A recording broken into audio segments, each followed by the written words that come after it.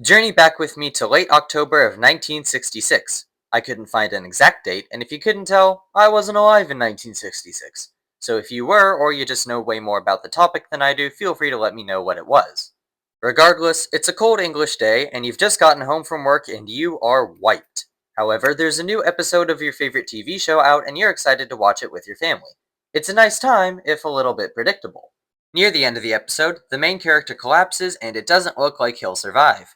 But then, the unthinkable happens. A bright glow surrounds him, and when it fades, he is better than ever, but he has a new face. Congratulations, because you just witnessed television history. This was the exact moment that William Hartnell and Patrick Troughton portrayed the first Doctor becoming the second Doctor. With this one move, the showrunners all but guaranteed that Doctor Who would still be running more than 60 years later. The more you think about it, the more the brilliance of the premise reveals itself. Seeing as I've thought about it too much already, I might as well force my ramblings onto the final frontier, a place with only constructive interactions and insightful posts, the internet. Now, there's a lot that could be said about the series, from the acting to differences across the years and which writers need to be put into timeout, Chibnall.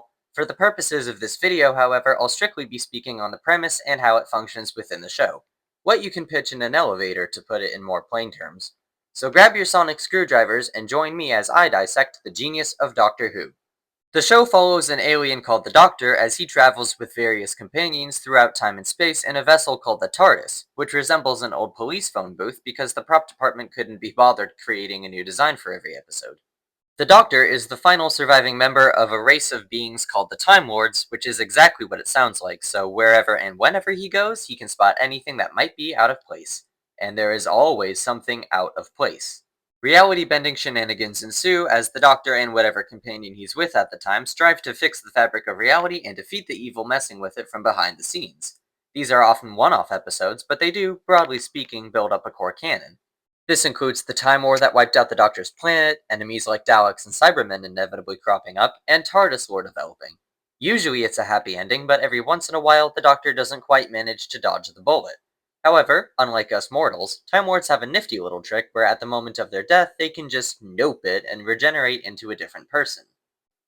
Wow, how nice of them to share that secret with everyone. Wait, not everyone? Nobody? What kind of... For example, Troughton became the second Doctor after taking over for Hartnell, the first Doctor, and so on. Each Doctor has a different face, different personality, different MO, even a different TARDIS. Most of the time they acquire a new companion before their run is up, but companions do tend to transfer from one Doctor to the next. So far, Doctor Who consists of 3 major blocks, with a 15-year gap between the first 2 because of a cancellation. As if cancellation could kill this thing. The first through 8th Doctors are considered to be classic Who. At the end of Sylvester McCoy's run as the 7th Doctor in 1989, the series was, regrettably, cancelled. However, Paul McGann's wildly unsuccessful run as the 8th Doctor in 1996 is close enough time-wise that most people lump him in with the first batch all the same. The 9th through 13th Doctors are referred to as New Who. This block began in 2005 with Christopher Eccleston successfully rebooting the series as the 9th Doctor, and wrapped up in 2022 with Jodie Whittaker's last episode. Anything after The Power of the Doctor is officially branded as a new show, which, to my limited knowledge as a person who tapped out after The Timeless Children, does not yet have a formal name. So far, it consists of only the 14th and 15th Doctors. Or technically 16th if you count the lightning-quick appearance by Billie Piper at the end of the Reality War. Maybe more depending on how you interpret certain events. Actually, definitely more thanks to the unadulterated mess that was The Timeless Children. See, this is probably my main gripe with Doctor Who. It's hard to tell how many Doctors there actually are because there are pseudo-regenerations aplenty.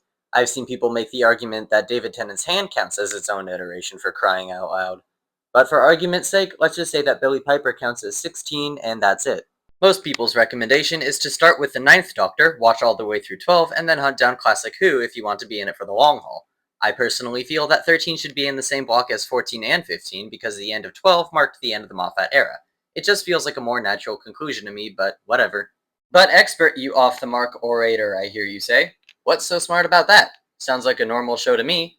Well, dear viewer, the brilliance of Doctor Who's premise is threefold. The first point to this triad is that the show is self-renewing. Untold droves of TV shows have ended either due to actors aging out of roles or because the story has reached its natural conclusion. Doctor Who maneuvers around both of these issues by introducing a new lead every couple of years. The writers get to set up a new persona and create new story threads for each incarnation of the Doctor, which keeps viewers invested even after reaching the end of the previous story arc. It also allows any number of actors to take the lead depending on what contracts and abilities will allow, meaning that it effectively can run forever. Granted, you can only visit the pyramids of Giza or search Blargon 5 for alternative fuel sources so many times before it starts to feel a little old, but as long as you don't mind the popcorn cinema quality of the show, then you should be able to have a good time with it. The second point of Doctor Who's genius lies in the science fiction aspect of the show. Because the Doctor and company spend so much time messing about with the space-time continuum, events and people are commonly altered from where they stood at the start of an escapade. For example, it's widely known that the Doctor is the last Time Lord because the rest are time-walked in the Time War. Time shocking, I time know. Over several arcs, we see them return in various ways because in each case they are defeated through the power of wibbly wobbly, timey-wimey stuff. All this is a fancy way of saying that the writers can retcon the show's history in some aspects to fit their requirements without altering the core of the show too much, and, more impressively, without irritating masses of fans. The third and final point in this triangle of excellence is that the main character is adaptable. Of course, adaptability is a trait that only some incarnations of the Doctor have, but that is my point. Each Doctor is expected to be a very different person than the one who came before, and therefore the writers are given a golden opportunity to create a protagonist that resonates with current audiences. Case in point, at the end of David Tennant's run as the 10th Doctor, the hero was in a bad mental place, so Moffat created the 11th Doctor to be full of energy and humor. It doesn't always land, but the millions of viewers needed a change of pace and a chance to breathe after the end of time. Matt Smith's Doctor provides that. I will say that both Eleven and Matt Smith get more criticism than they deserve because some people are incapable of moving on from David Tennant. He was my favorite too, but be fair. Of course, all three of these points are contingent on the same thing that any other story relies on, and that is the writing. If it's bad, the show's bad.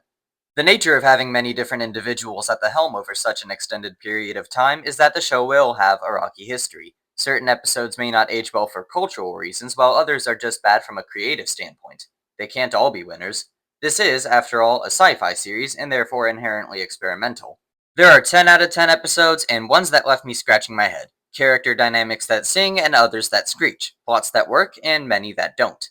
Let me reiterate that I'm not scrutinizing the actual show today, just the aspects that govern it.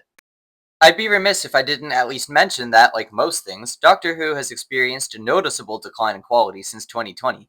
From the instant the showrunners announced that the next Doctor would be female, the world was engulfed in a debate about whether it would be a good call that still hasn't seen a real conclusion even 6 years later.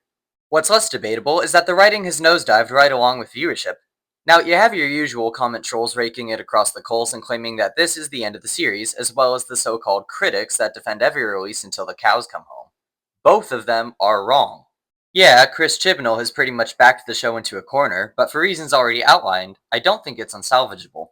I think the best thing to do would be to pull a page from the show's own history and cancel it for a few years, let it rest, come up with a few new options, find people who know what they're doing, and come back swinging with a plan in place. If it worked once, it can work again. Do I recommend Doctor Who? Of course I do, but just know that it's not exactly Shakespeare. I mean, except for the Shakespeare Code.